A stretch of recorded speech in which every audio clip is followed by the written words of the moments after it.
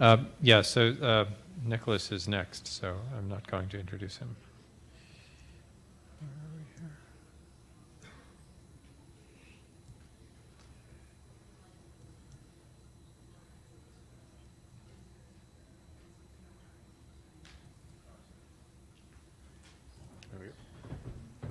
here? So what I want to do in this is to give an overview of how we've gone about actually selecting and nominating core data resources within ELIXIR. This is definitely not my work. It's the work of Joe McIntyre, Christina Durings, and Rachel Drysdale, none of which could be here today, so I'm impersonating this trio. But it's really the work, and primarily Joe and Christina has done a lot of the thinking and the community engagement in developing these core data resource indicators. So that means I'm happy to answer questions, and if there's any blame, I'll be happy to pass it on. So for those of you who weren't here in the session before, in the morning, I just wanted to give a quick update. We're talking about core data resources. That's an exercise we've gone through in ELIXIR, which is a European research infrastructure, to nominate what we saw the most important life science databases. And we are not a funding organization. So we are not a research funder. We are funded by research funders to connect national infrastructures and actually do these sort of collective actions across the countries. And so we have come up with a list of 18 resources based on a methodology. And what I'd like to do then in the next maybe 15 minutes is to really talk you through that methodology and how we went about doing this. And the purpose, I think, is very simple. When we have a panel debate later, I think we would want to know what is missing and what needs to be modified, and how do we actually go about now taking what has been a very European-centric consensus into something that hopefully could be a more global consensus. So I think that's the background. And so this will be slightly forensic, but I hope that that will be a basis for a good discussion here. We have published this, and so a lot of the work within ELIXIR we tend to publish on the Faculty 1000 channel as a open access, open peer review type reports. And so this paper is here, and we will share the slides. I see Prem is here, our comms officer, so I'm sure you can put a tweet out with a link to the paper if people are on Twitter.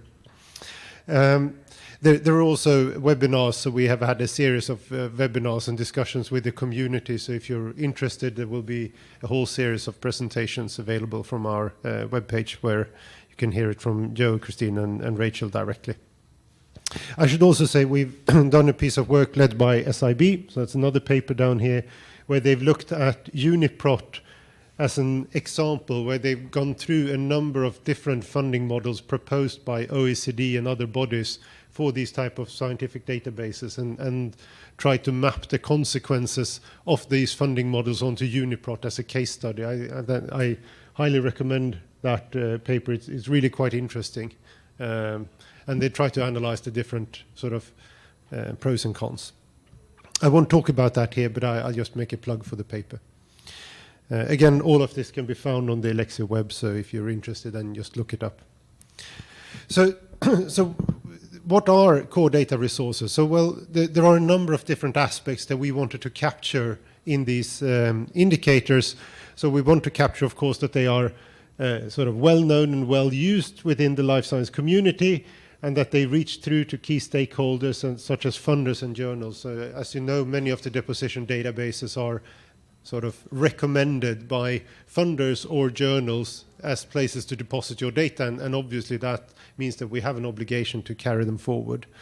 We want them to be professionally delivered, so that there is an element of technical quality in what we're doing, and I think, for instance, the Core Data Trust Seal is really focusing on that technical quality of the archives. But we also wanted to capture the scientific part of being of fundamental importance of wide applicability and usage. So the scientific aspect of the databases and the importance to the science community.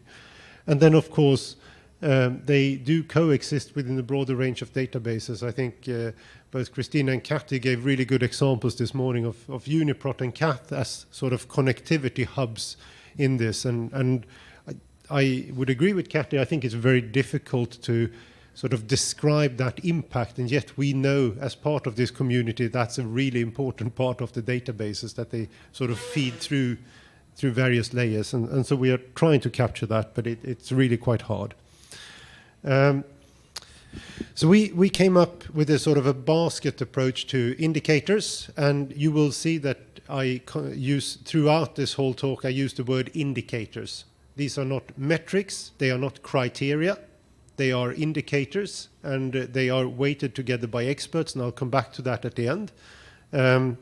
So the word is chosen quite carefully here, and I think that was one of the things that came out of the discussion among the databases in Europe, is really that sort of sensitivity around context, which is really quite important. I'll give an example later. But we do this in 5 areas, and I'll go through them in more detail in the coming slides. So one is, of course, around scientific focus and the quality of the science.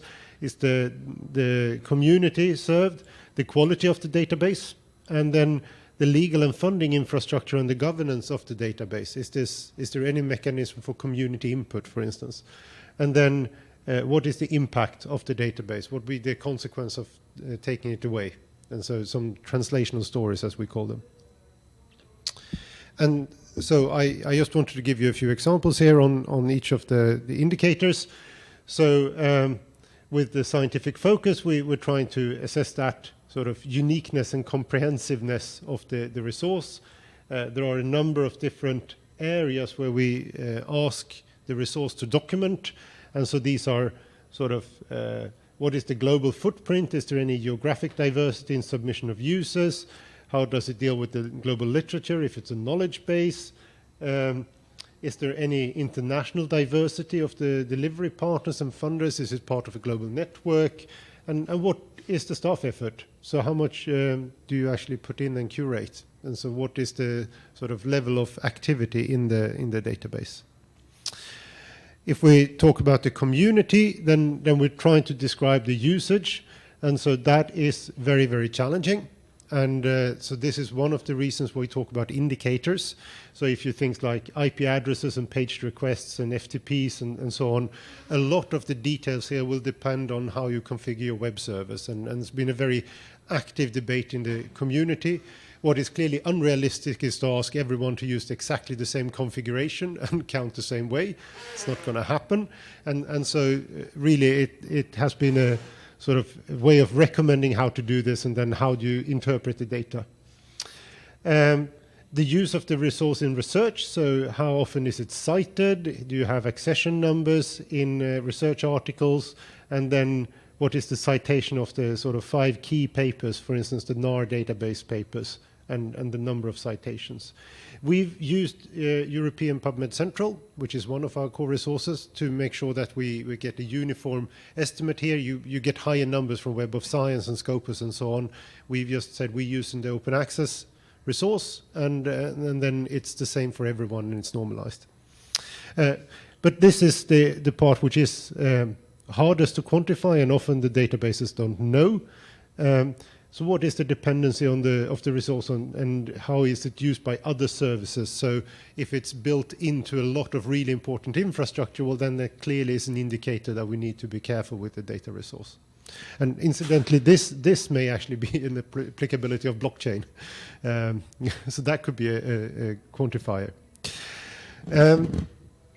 Then it's the quality of service, and as I said, I think this is very similar to what Dailin talked about, the Core Trust Seal. It's going the same way. It's really trying to describe the technical quality of the database. So documentation, provenance, customer service, is the use of community standards for metadata and for the data. So and I mean uptime and response time and all these sort of things.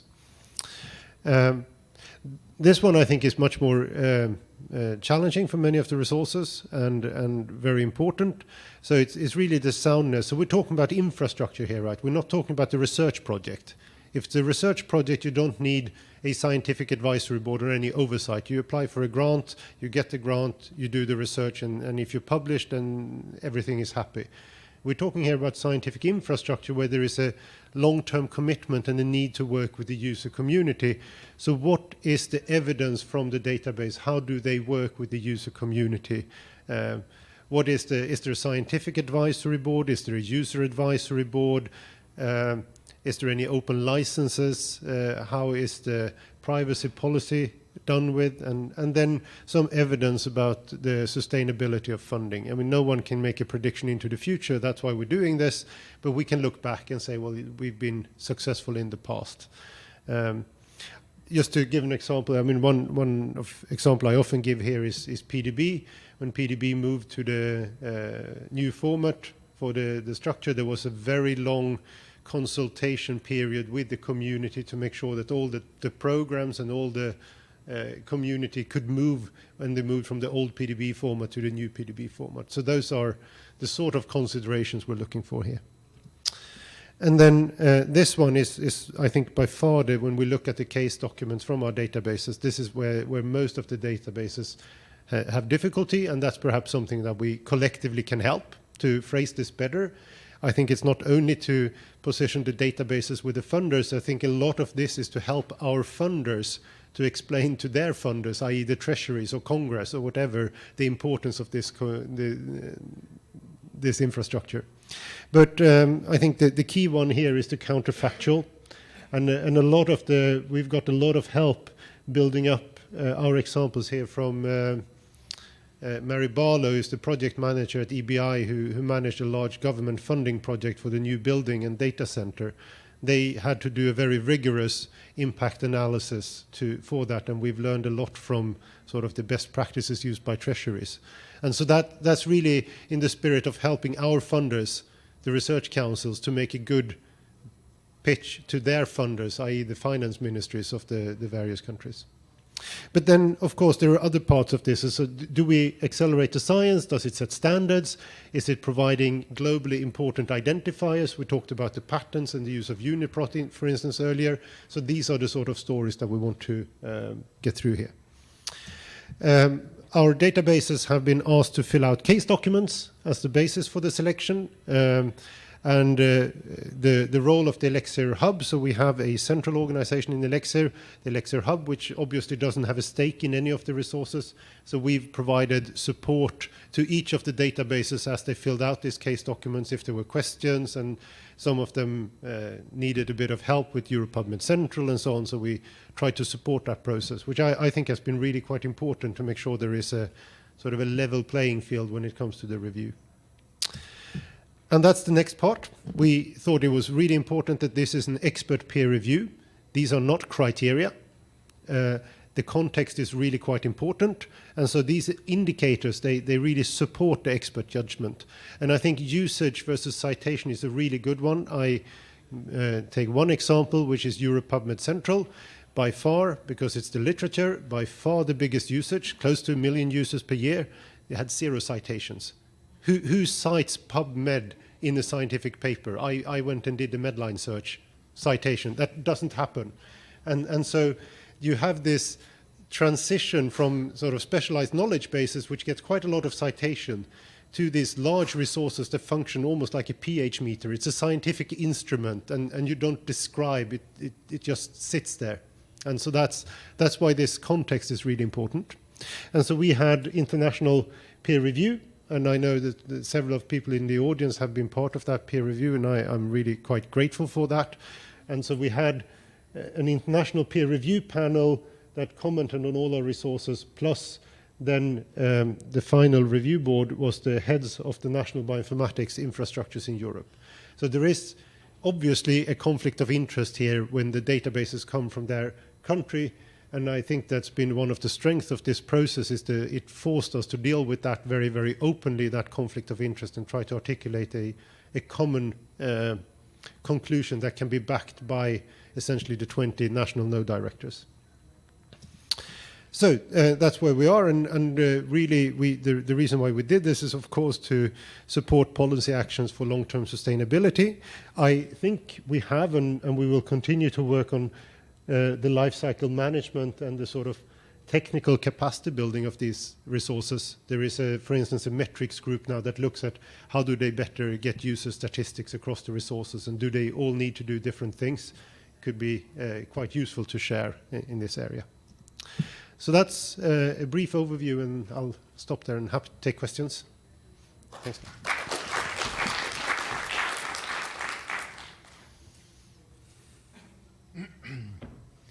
So obviously these indicators will evolve over time. Yeah. And what kind of time scale do you think it will be that one of the key things we mentioned is to be open. What about another key thing to be sort of cloud available? So is that going to become, you think, something that's going to have to be of all resources? So I think we take a slightly different perspective. So, I mean, usage is important, and I think that's part of the evidence of how you support the broad users. If the majority of the users are moving into a cloud environment, then yes, it's an important indicator. In 5 years' time, who knows, we may be moving out to something else, which is either fancier or we're back to our laptops. But I think the interpretation and the evidence base of these indicators need to evolve over time. I think the broad categories of having evidence of supporting different modes of access, that will probably stay, and then that needs to be filled with content. I think that's the perspective we've taken, but I think it's a really important one. I mean, the challenge is obviously when do you sunset a resource, and I know that is probably over decades rather than over years. I think that